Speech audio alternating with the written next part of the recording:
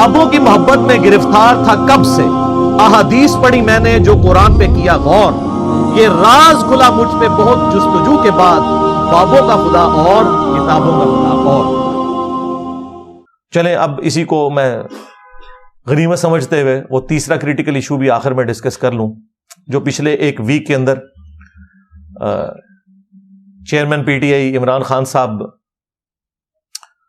کے کریکٹر کے point of view سے جو سوشل میڈیا کے اوپر بھی اور مین سٹریم میڈیا کے اوپر بھی جو معاملات چل رہے ہیں، میں اس چکر میں نہیں پڑھوں گا کہ ان کا ذاتی کردار کیسا ہے، ہمارا ٹاپک یہ نہیں ہے۔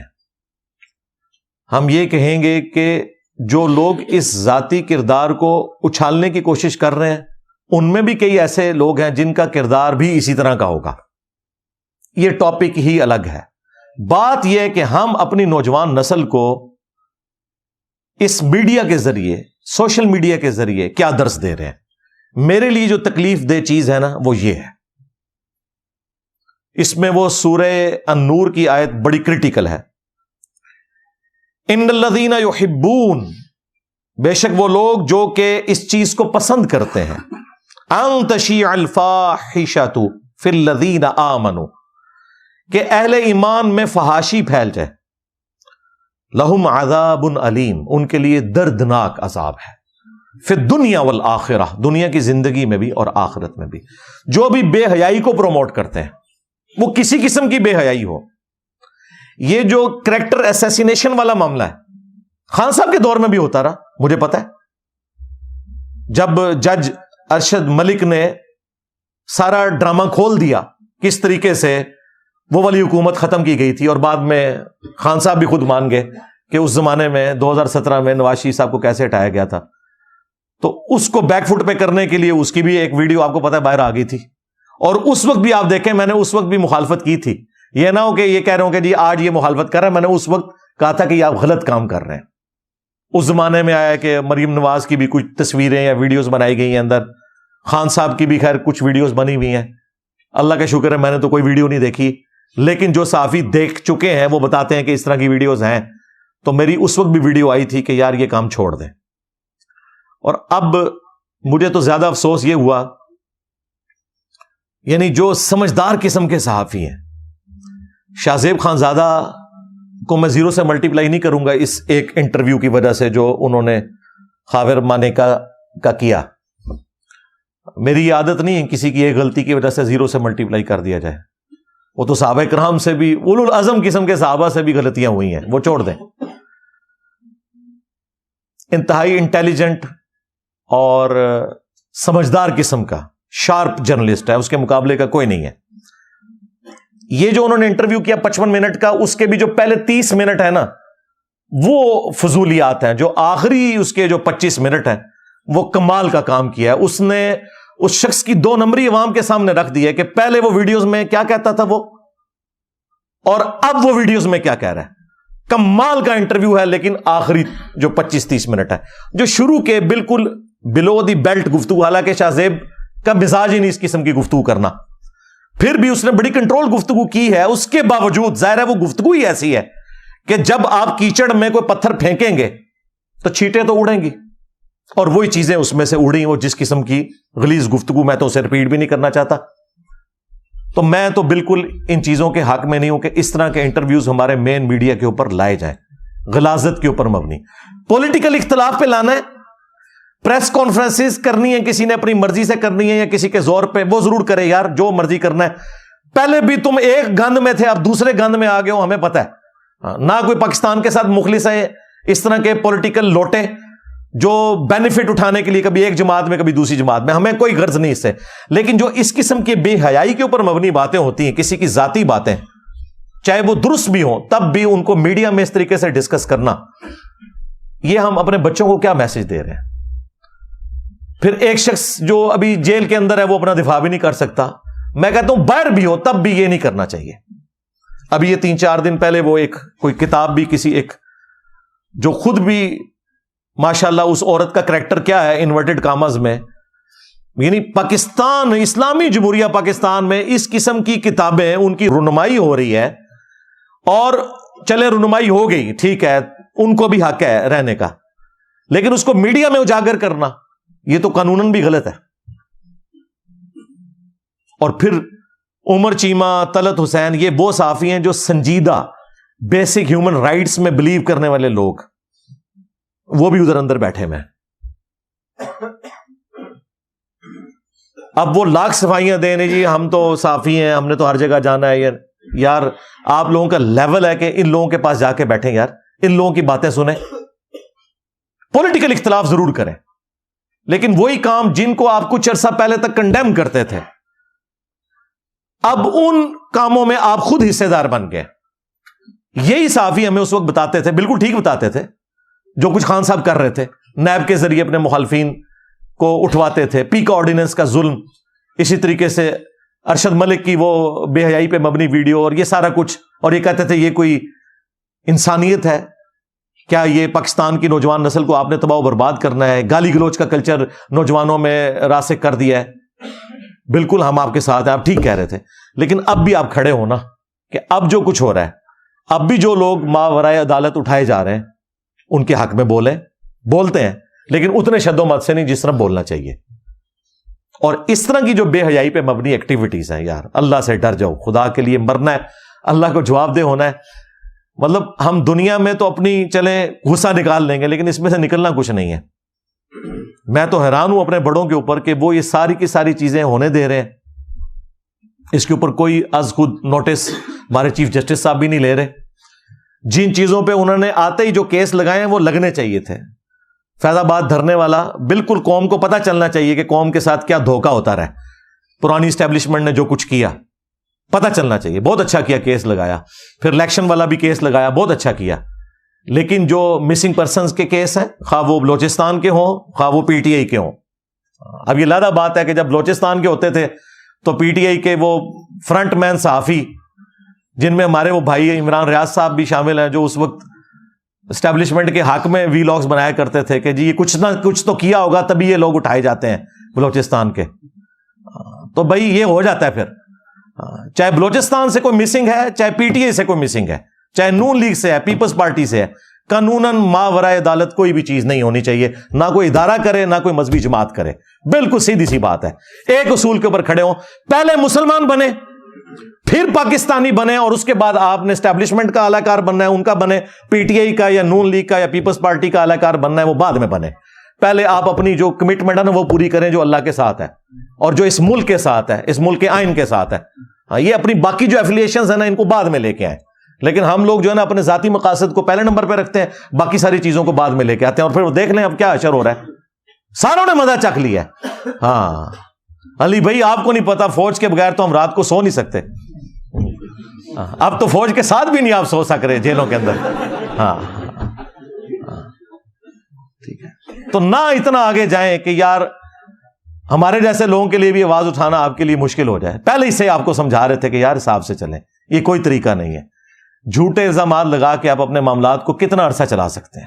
جھوٹ کے اوپر جو بھی بنیاد ہے ایک نہ ایک دن تو کھل جانی ہوتی ہے.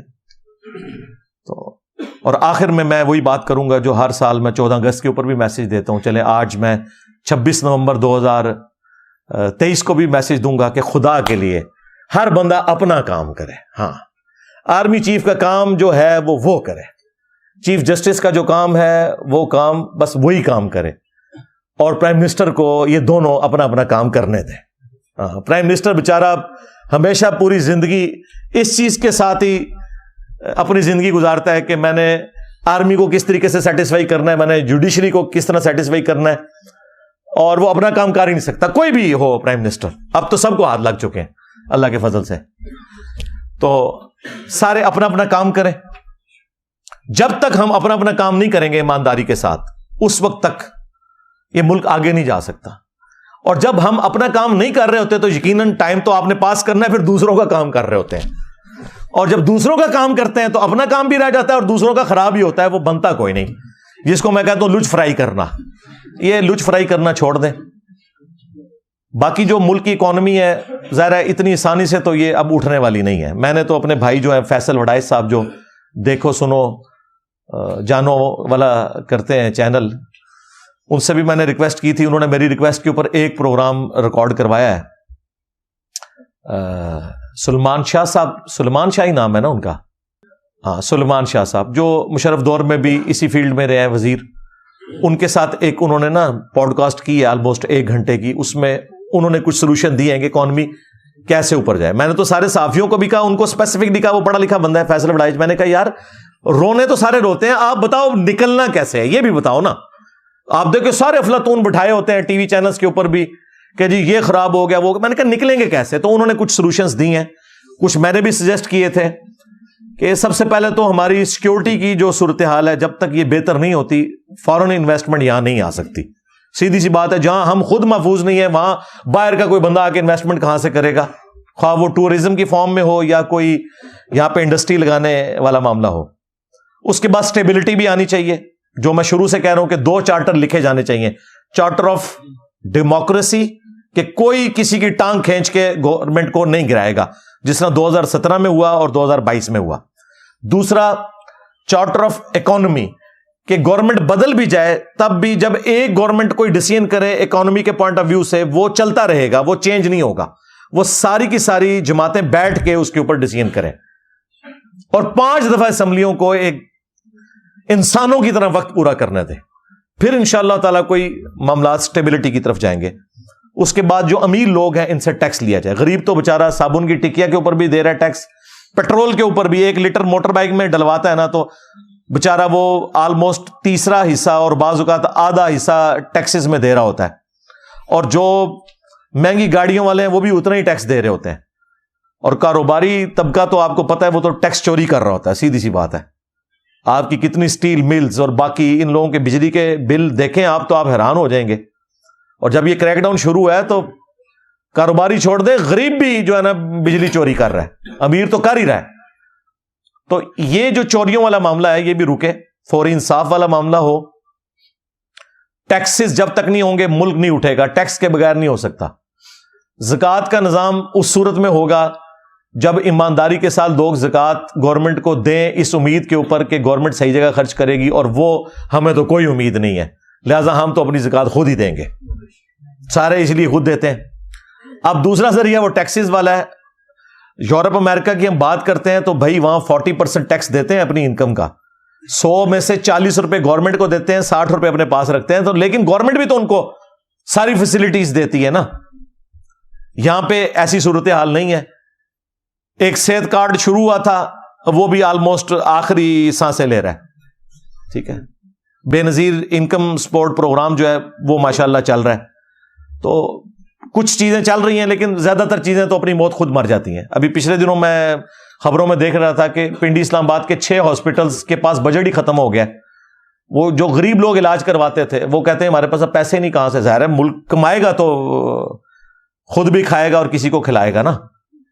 تو ملک ہمارا کما تو کوئی نہیں رہا، یہ ادھار کے پیسے اٹھاتے ہیں وہ خرچ کر دیتے ہیں. بھائی ادھار ہمیں اس لیے ملتا ہے کہ ہم آگے، سب سے زیادہ دنیا میں اگر کوئی مقروض ہے تو امریکہ ہے، اور ٹاپ پہ بھی اکانومی ہے تو امریکہ کی ہے. بھائی اگر وہ اٹھاتے ہیں نا قرضہ تو وہ اس کو انویسٹ کر کے اس میں سے جنریٹ بھی کرتے ہیں. ہم صرف لے کے کھاتے رہتے ہیں، جب ختم ہو جاتا ہے تو پھر ہم کسی سے اور ادھار مانگتے ہیں. تو کب تک کوئی ادھار ہمیں دے گا؟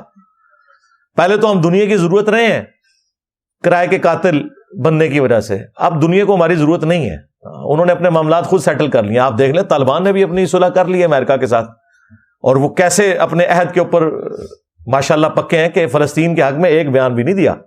ہاں یہ کمٹمنٹ تھی ان کی امریکہ کے ساتھ.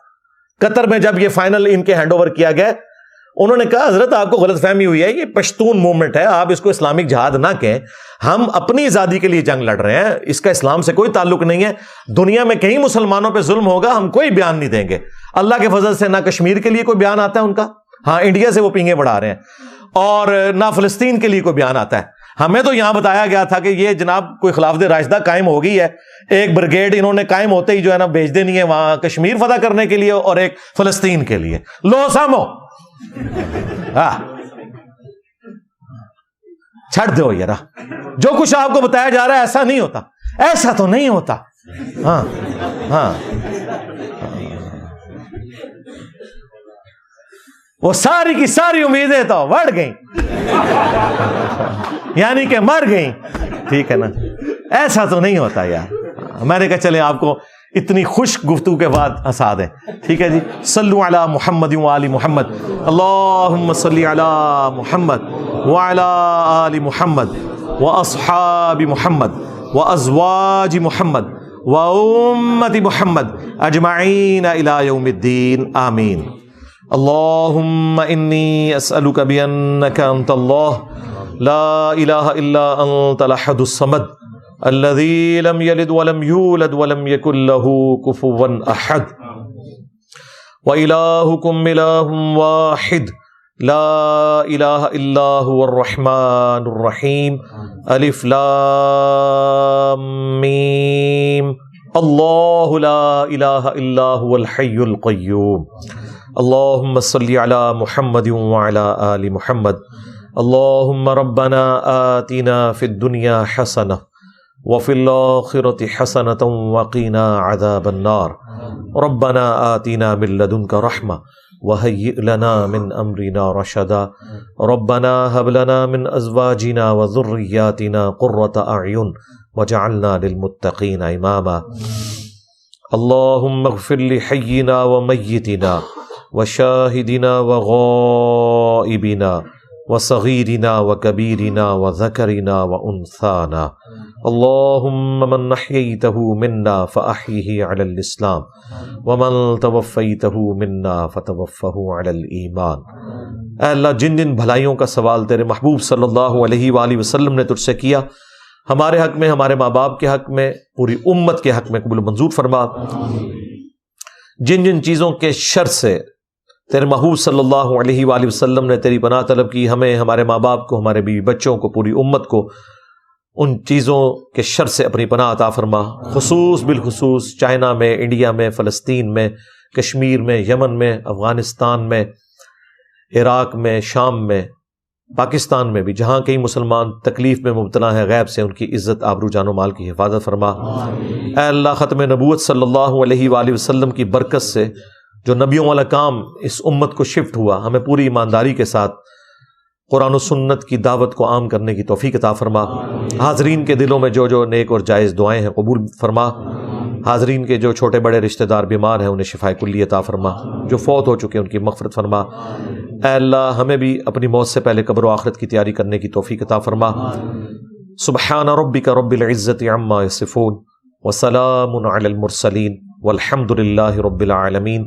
اے اللہ ہمارے ملک پاکستان کی خیر فرما، پورے عالم اسلام کی خیر فرما، خصوص بالخصوص فلسطین کے مسلمانوں کی خیر فرما. وصلی اللہ علی النبی الکریم وعلی آلہ واصحابہ اجمعین الی یوم الدین. آمین. اور فرقوں کی دکانیں بند. The damage has been done.